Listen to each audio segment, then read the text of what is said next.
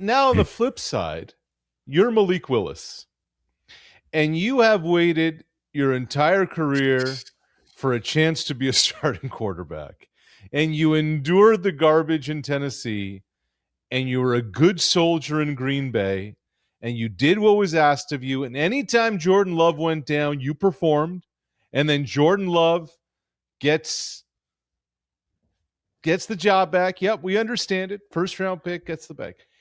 Your GM and head coach leave Green Bay. They go to Miami. They say, Malik, come over here. 3 years, 67 mil, 45 guaranteed. Come be your guy.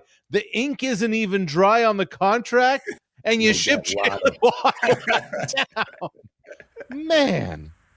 That's the way it works, man. That's the way it works. You once you got this guy's on his way out. This guy's done.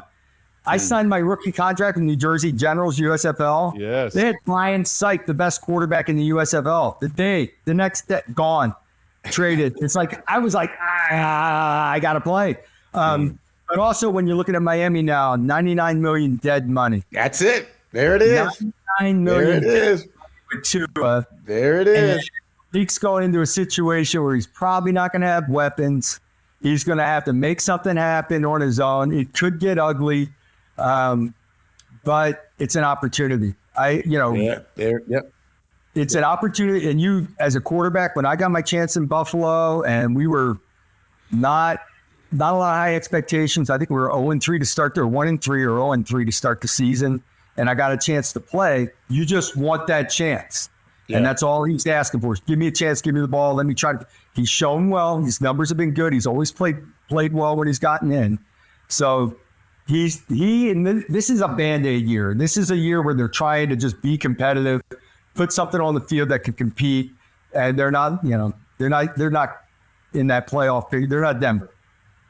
Doug, you just took everything I was going to say. Everything I was going to say. Make it sound good. You make it sound good. But there was one thing I was going to say about this $99 million cap hit because of Tua. Tua would be sticking around. He'd be running around in a Dolphin mascot outfit or something. I would have used him in some way. I wouldn't have just let him go scot-free. And now he has a chance to be the starter with the Atlanta Falcons. He may be better than what they have there. He may be better than Michael Penix. He may be better. And now you're paying him all this money. He's not there. So it's unfortunate. But Doug says it's a Band-Aid situation. But Malik Willis is getting his opportunity. And if he can show well, he'll be their guy. If not, relatively speaking, they don't have that much invested in him. They'll go out and free agency or go draft somebody else. So it's a tough situation for him. What's that contract again? They don't have much invested. It's like $45 million. It's $45 million guaranteed. Oh my God. I know. Yes. Yes. Over 3 years. It's relatively speaking, it's not that much. No. Once you make your first season in CFL football. Oh my goodness. I was making about $5 an hour, maybe. my first year with the Bengals, I made like my base salary was $85,000. I got like $35,000 signing bonus. I thought I was balling until I saw one of Boomer Esiason checks. And back then, relatively, it wasn't that much, but he was making like $300,000 a week. I'm like, I'm not making any. I mean, I played in the CFL with CFL rookies would make $29,000. $29,000. And I mean, I remember my brother being a free agent signing with San Diego in '88 and $87,000. That ballpark was talking. Yeah. But you talk about the checks. Your buddy Belichick, Doug, tells the story about how, like, the chief controller, like the finance people of the New York Giants, were having a major issue because the books just weren't balanced and they were off by millions of dollars. And they had to dig into it to figure out what the heck was going on. And they finally show up to Belichick's office and say, we need to go talk to Lawrence. So they go into the locker room, and LT's got millions of dollars of uncashed checks. In his locker. Yes. Books were not just LT being LT. Oh, my God. Oh, my goodness. Wow. Oh, man. I will say this about the dead cap money. Okay? And look, the Dolphins roster is a grease fire. We know that. But let's remember, there's a team that just had, at the time, record-setting dead cap money of $85 million over 2 years. $53 million in 2024, $32 million in 2025. Russell Wilson's dead cap with Denver. Different situation. Yeah. You can go draft Bo Nix, and some things can go in your favor. We'll see. We'll see how things transpire there. Anything can happen. Teams can come together. You saw that with New England this year, so you don't count anyone out. But it's our job to take a look and say, look at it, black and white. This is what should happen. Right.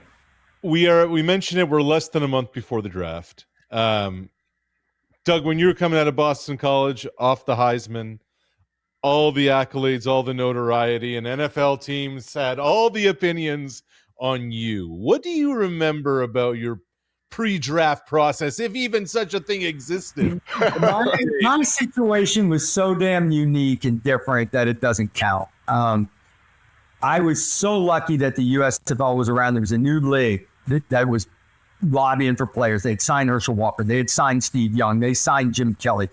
All right, all these big name guys were playing. Reggie White. So I had a second option. So my draft status, Buffalo was talking about taking me high. They were flirting anywhere from first round to third round, possibly. That became Bruce Smith. So they did the right thing. Atlanta was talking about, that low second to fourth round. Other than that, I didn't have a lot of interest. Like, I didn't know what was going on. I refused to go to the combines because I didn't want to get measured and weighed and throw in front of these people. Like, you put a guy 6'4" next to me and we both throw an out route, the 6'4" guy looks better, right? It's like, I got 4 years of film, watch the film, and you decide, right? That was my attitude about it. So it was such a variable that I signed with the USFL, and I signed for big money with Trump and all that stuff. Well, on draft day, I didn't even know it was draft day. We were practicing. We were in the middle of our season, and we're going. And I think 36 hours later, I saw on TV that I got drafted in a late round by the Rams, like the 11th round. We had 15 rounds back then, though. So I just, they had picked up my rights, hoping that maybe the league would fold up and then they'd have my rights. And eventually the next year they did have my rights, but then they signed Jim Everett and traded my rights over to Chicago. I signed with the Bears.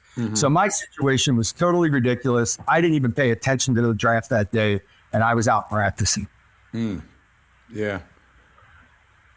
Well, my situation was, it was 12 rounds when I came out. And going into my senior year, I was projected to be a 4th through 8th rounder, but our offense snuck it up. So some teams reached out to me. Yeah, we'll draft you if you're still late, 11th, 12th round. Of course, no one drafted me. And I became a free agent, but it was the best situation for me because I had like 9 teams reaching out to me, and myself and my agent, we got to pick what was the best situation for me. And obviously we picked the best situation. My hometown Cincinnati Bengals, they had some hoes. One of the starting receivers, Eddie Brown. I don't know if you remember him, Doug. Eddie Brown, who went to Miami. He got hurt, opened up a slot for me, and I ended up playing 3 years there. So back then, getting drafted late in those late rounds actually wasn't the best thing for you. You had a better opportunity when you were a free agent and you got to pick and choose where you wanted to go.